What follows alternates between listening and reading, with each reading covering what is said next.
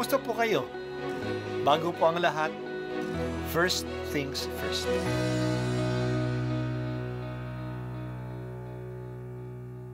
Good morning po. Sinisimulan po natin ngayon ang first things first. At dito po, tinatalakay natin sa unang bahagi ng umaga natin ay ang first readings na binabasa po sa banal na misa. Ito pong tinatalakay natin kasi madalas po marami na tayong alam tungkol sa gospel readings. Pero konti po ang nagsasalita sa first readings. Pero ang first readings, bahagi din po yan ng Biblia, ng banal na kasulatan.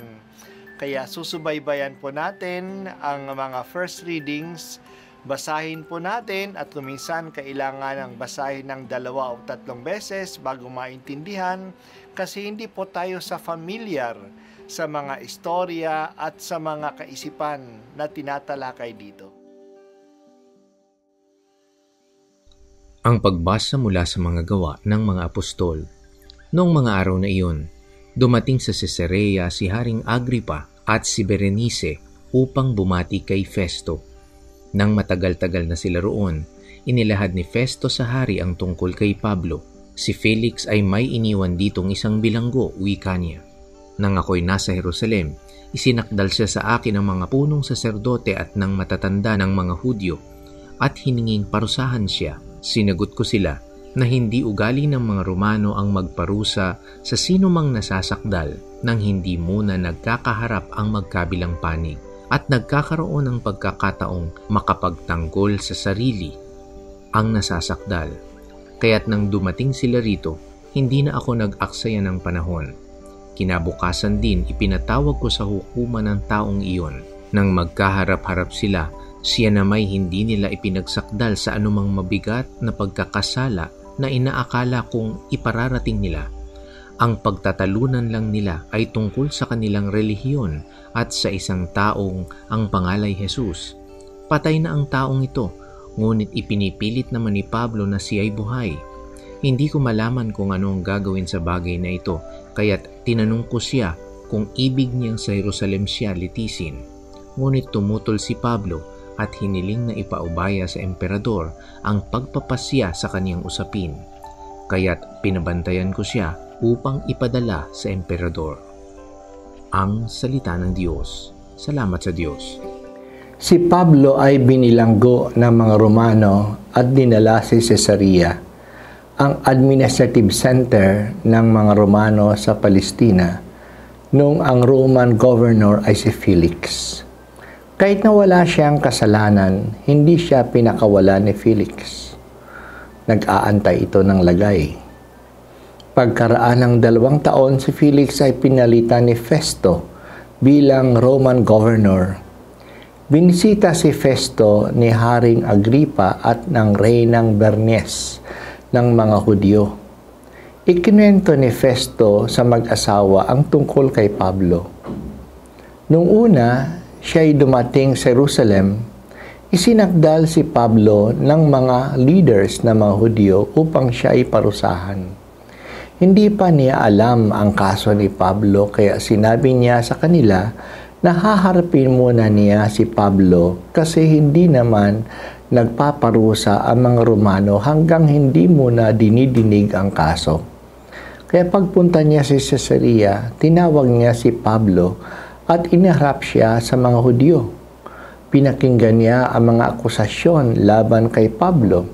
Sabi niya kina Haring Agripa na wala naman siyang kaso laban kay Pablo na dapat maparusahan siya kasi ang kaso sa kanya ay tungkol sa usapin ng mga Hudyo tungkol sa isang tao na si Jesus na pinatay. Pero sabi ni Pablo ay muling nabuhay. Hindi naman ito concern ng mga batas ng mga Romano. Nung tinanong niya si Pablo kung gusto niya na sa Jerusalem na lang siya litisin sa harap ng leadership ng mga Hudyo, umapila si Pablo sa Roman Emperor. Tandaan natin na si Pablo ay isang Roman citizen at ang bawat Roman citizen ay may karapatan na umapila sa Emperor upang doon hatulan sa Roma. Ginamit ni Pablo ang kanyang karapatang ito. Kaya napilitan si Governor Festo na ipadala si Pablo sa Roma. Matagal nang balak ni Pablo na pumunta sa Roma. Sumulat na nga siya ng isang liham sa mga taga-Roma upang makilala siya ng mga taga-roon pagpunta niya doon. Ngayon, may pagkakataon na makapunta siya sa Roma, pero hindi bilang malayang tao, kundi bilang isang bilanggo.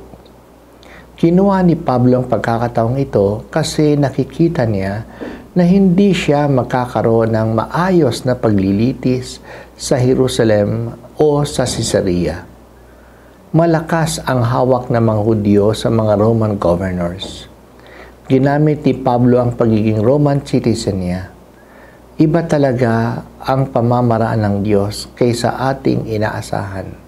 Pero sa paraan ng Diyos, nakapunta si Pablo sa Roma. Kahit na bilanggo siya, nagpatuloy siyang magpahayag doon at pinalakas niya ang Christian community sa Roma. Doon din sa sentro ng Roman Empire, natamo niya ang korona bilang martir. Doon siya pinugutan ng ulo noong panahon ng pag-uusig sa ilalim ng Emperor Nero. O Diyos, Ikaw ang Panginoon ng kasaysayan, Ikaw ang gumagabay sa amin sa pamamagitan ng kasaysayan.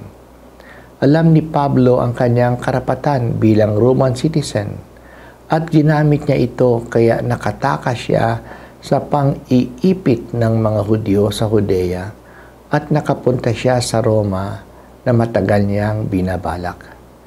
Kami rin sana ay maging mulat kami sa aming karapatan at gamitin namin ito.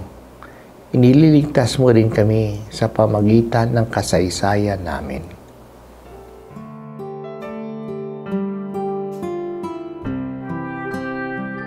At ako po ay si Bishop Broderick Pabilio dito sa First Things First.